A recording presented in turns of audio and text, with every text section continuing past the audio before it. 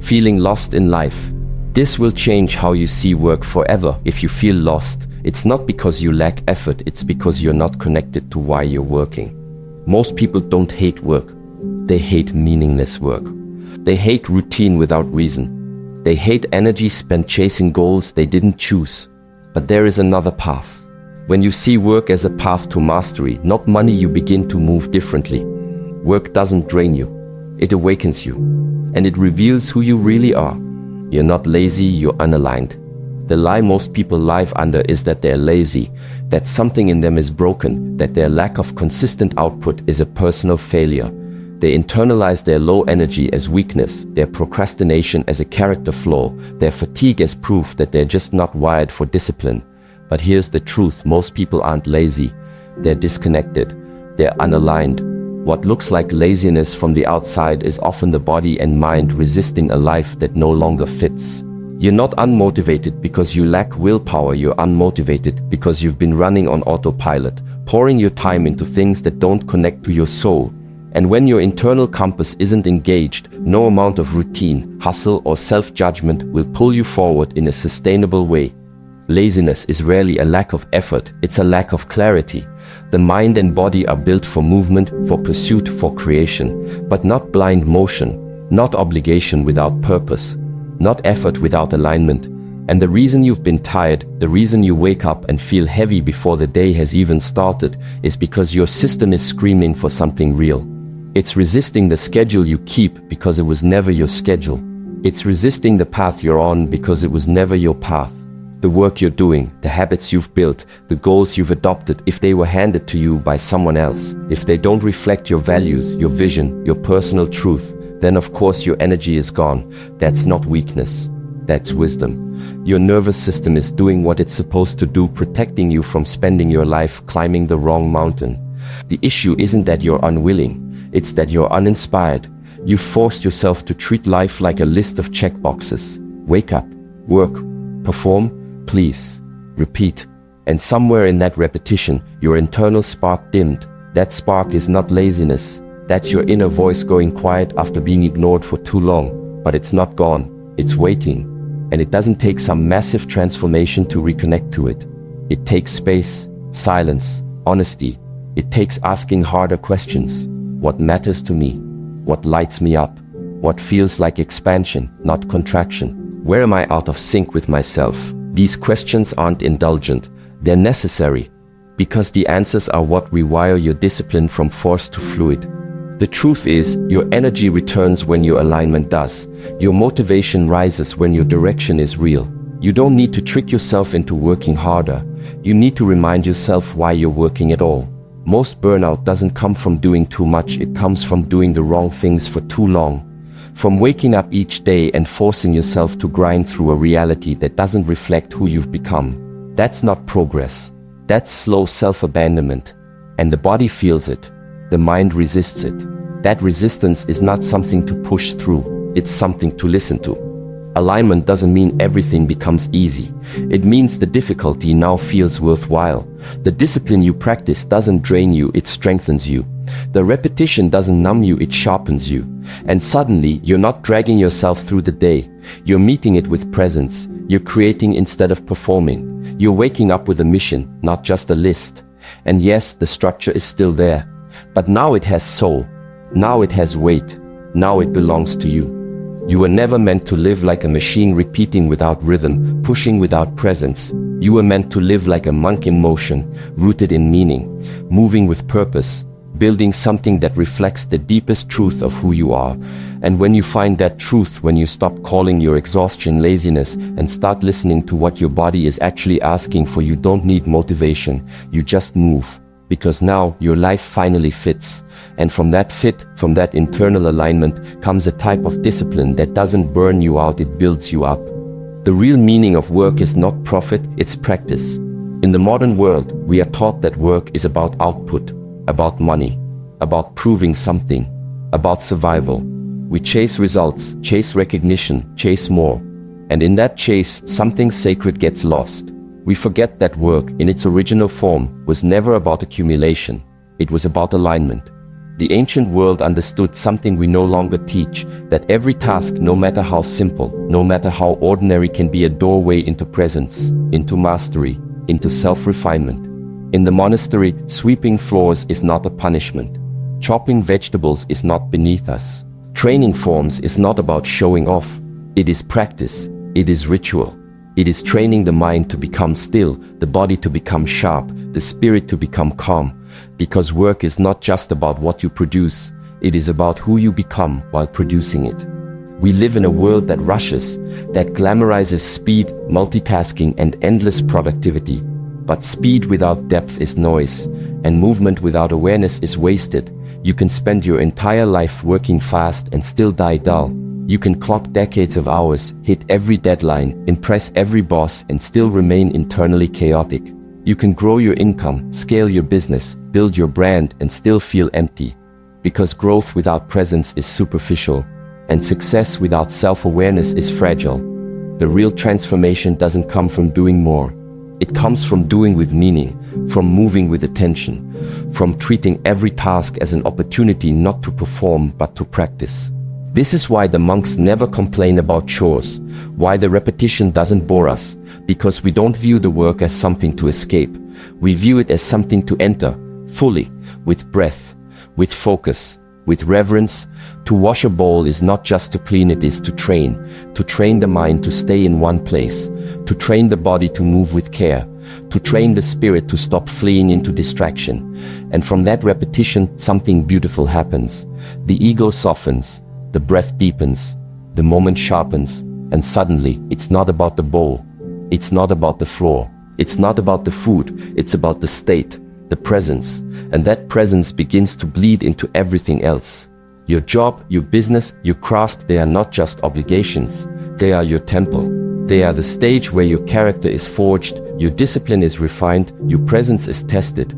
You want to become strong? Then train in the small things. Be exact in your movements. Be patient with your process. Be fully where your hands are, because that's what separates the master from the amateur. Not talent, not opportunity, but attention. The one who gives attention to the ordinary builds something extraordinary over time. Not because the task changed, but because they changed through the task. If your work today feels meaningless, it's not because the task is meaningless. It's because the attention behind it is scattered. Your breath is shallow. Your thoughts are elsewhere. You're thinking about the next thing, the next goal, the next escape. But real power lies in this thing, in this breath, in this movement. When you bring clarity to what you're doing, even if it's small, you start to feel a shift.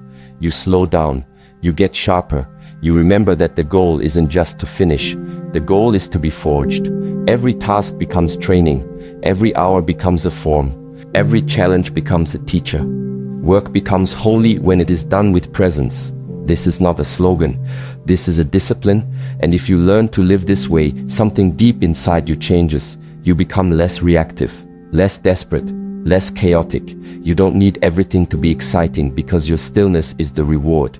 You don't need applause because your attention is enough. You don't chase meaning because you are making meaning with every movement. That is the art.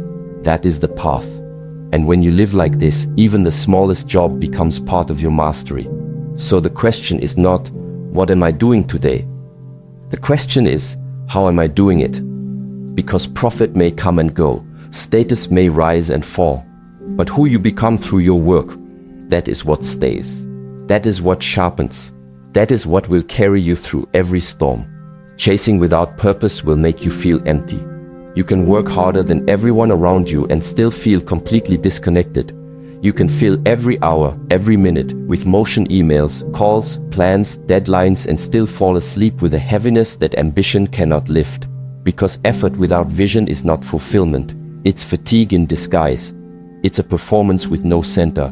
And that performance, no matter how polished it looks on the outside, leads to one destination: spiritual exhaustion.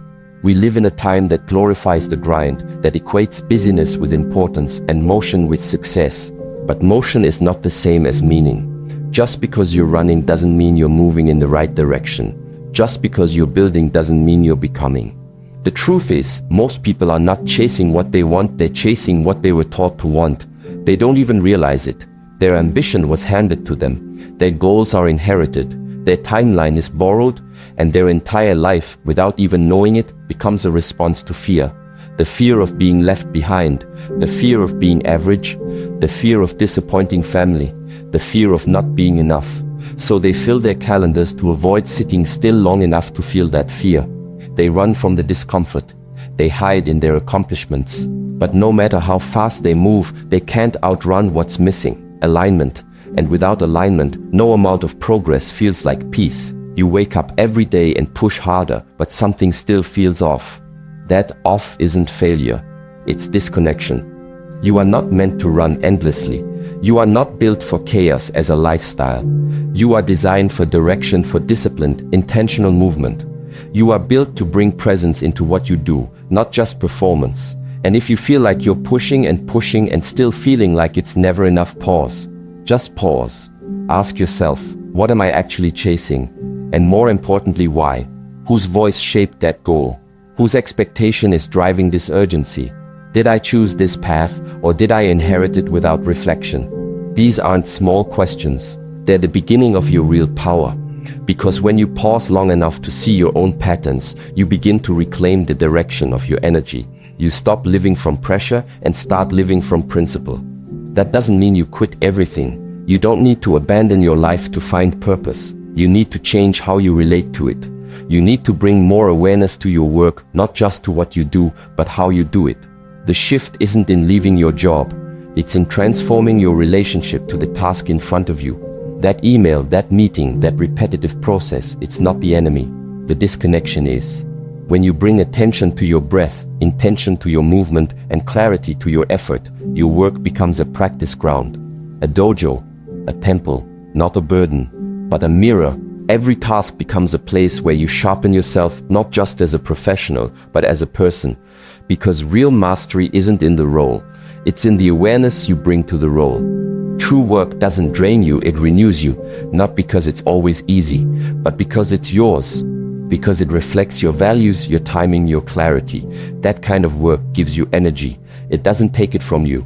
And when your effort is aligned with your internal compass, your progress feels like peace, not pressure. You're no longer addicted to more. You're no longer performing for approval. You're no longer measuring your worth by how much you can produce. You've moved from reaction to intention, from noise to rhythm, from chasing to creating. And this is the deeper truth. The exhaustion you feel isn't coming from the hours, it's coming from the aimlessness, from doing without aligning, from moving without meaning. And the only way to shift that is to bring stillness into the chaos, not to run from the work, but to reconnect with why you're doing it. Set deeper intentions, ask sharper questions, refuse to go another day building a life that drains you just because the world told you to. You don't have to tear everything down, but you do have to go inward. You do have to recenter. Let your daily work become your dojo. Let it become the place where your mind sharpens, your habits align, and your spirit stops collapsing under the weight of invisible expectations. Let your day be a discipline, not a distraction. Let every task become a return, not to pressure, but to presence. Because that's when the shift happens, not when you slow down, not when you escape, but when you finally decide that your work will no longer just be about results. It will be about rhythm, about meaning, about becoming. Work isn't something you escape, it's something you infuse with meaning. We live in a culture that teaches people to escape their work. Find your passion, they say. Do what you love, they shout. But in that shouting, they plant a subtle and dangerous lie. That meaning is something your job should hand to you. That fulfillment is waiting for you in a different title, a better salary, a more creative role. So people chase jobs like they chase peace, thinking the right one will fix everything. But they forget that no job can save you from the way you show up to it. You were not born to escape your life. You were born to infuse it with presence, with structure, with intention. That means even the mundane, even the repetitive, even the parts of your day you don't enjoy can be forged into something meaningful when done with the right internal power. The real question isn't, do I like this task? That's shallow. That's fleeting. The real question is, who am I becoming as I meet this task with focus? Because what you do will change over time. But how you do it, that's the foundation. That's the discipline. That's the mirror. You may not be in your dream role yet, You may not feel inspired by your work today, but that doesn't mean the day is meaningless. Meaning is not handed to you. It's extracted through attention, through awareness, through the way you carry yourself in each moment of effort. You don't need your job to be perfect. You need your presence to be practiced, because when your presence is sharp, even the smallest task becomes a dojo, a training ground, a spiritual weight that builds the strength no resume ever reflects. If you want your work to evolve how you approach it. Don't wait for your environment to shift your energy first. Carry yourself like the person you're becoming. Walk differently. Breathe slower. Let silence replace the noise. Let every movement become deliberate. Let your focus become like a blade, clean, still, cutting through the distractions. Suddenly, the same work begins to yield new results, not because the task changed, but because you did. Your energy is no longer leaking into overthinking, complaining, wishing, comparing. It's now rooted, it's now disciplined, it's now aligned. And alignment transforms everything. You gain more from the same hours because you've stopped abandoning yourself in those hours.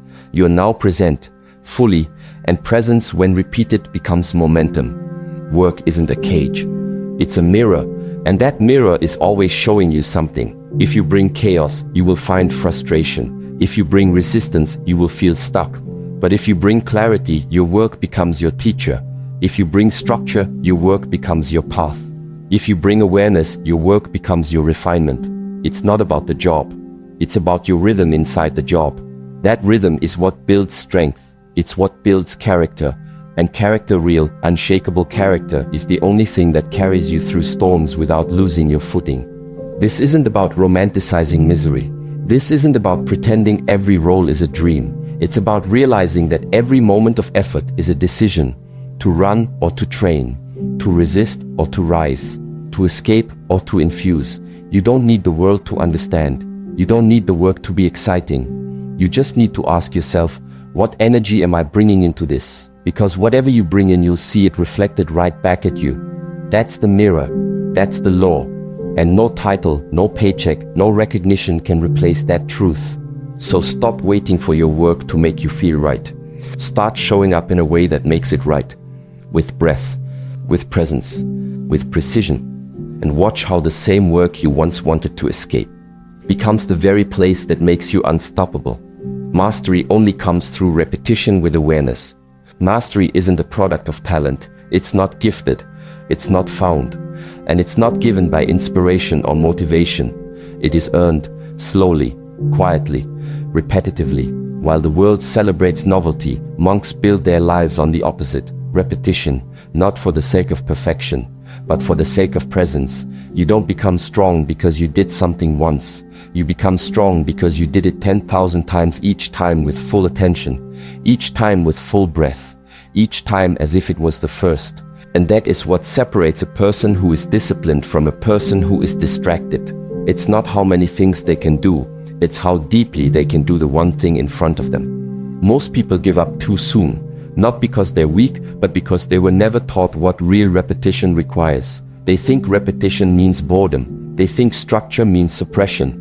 But repetition without awareness is slavery. Repetition with awareness is liberation. The action is the same. The rhythm is the same. But the energy behind it, that's what changes everything. You can sweep the floor 100 times and stay stuck. Or you can sweep it once with breath, with focus, with full presence, and feel your body sharpen, your mind settle, your spirit align. And in that moment, the ordinary becomes sacred. The simple becomes spiritual. The task becomes a temple. And you, the practitioner, begin to change. Monks are not born disciplined. No one is. Discipline is not genetic. It's not personality. It's trained. It's built. It's chosen. Every day, in the most mundane of moments. When others rush, we slow down. When others check out, we check in. When others repeat from habit, we repeat with intention. Because we understand something the modern world has forgotten. Freedom does not come from avoiding repetition. It comes from owning it. From going so deep into the process that the process begins to change you. That's the paradox. The thing you think is boring, the job, the routine, the practice, is actually your path to power, but only if you are awake inside it. Your job is not killing your passion. Your lack of presence is. your tendency to rush through tasks while thinking of the next thing, your habit of checking the clock instead of checking your breath, your constant escape from this moment in search of a better one. And it's not that the task is wrong, it's that you're only half inside it. Half focus drains the soul, but full attention, full breath, that gives life back to the moment. And when you live like that moment by moment, you stop needing constant change to feel alive. You stop chasing stimulation. You begin to experience something deeper, stillness in motion, power in silence, joy in the ordinary. This is how monks train. We don't seek variety. We seek depth, the same movement, the same walk, the same silence, not because we're avoiding growth, but because this is where growth lives. Inside the repetition, inside the rhythm, inside the moment that most people overlook because they're moving too fast to feel it. But when you slow down, truly slow down, and give yourself fully to the practice, your entire system begins to shift. Your breath deepens, your awareness sharpens, and the thing that used to feel like a cage, it becomes your dojo. The very thing you thought was confining you starts to reveal your strength, not because it changed, but because you did. You want freedom, then earn it through mastery. You want mastery, then earn it through repetition. You want repetition to work for you, then bring awareness into it. Let every movement become intentional. Let every breath become sacred. Let every step become a choice. This is not about being robotic. It's about being fully alive in the repetition that the undisciplined mind would label as dull. You are not here to be entertained. You are here to evolve. And evolution requires stillness in structure, depth in discipline, awareness in action. So take whatever you do today, your work, your practice, your routine, and slow it down. Feel the weight of the task. Feel the resistance rise. Then breathe through it. Stay in it. Let the boredom surface. Let the emotions swirl. And keep going. Not mindlessly, but mindfully. That's when everything shifts. That's when practice becomes transformation. That's when the task becomes the teacher. And you begin to rise not because you finished something new, but because you finally became someone different inside something old. Freedom through discipline is not a contradiction. It is the highest form of happiness. And it only lives on the other side of repetition with awareness. You don't need to escape work.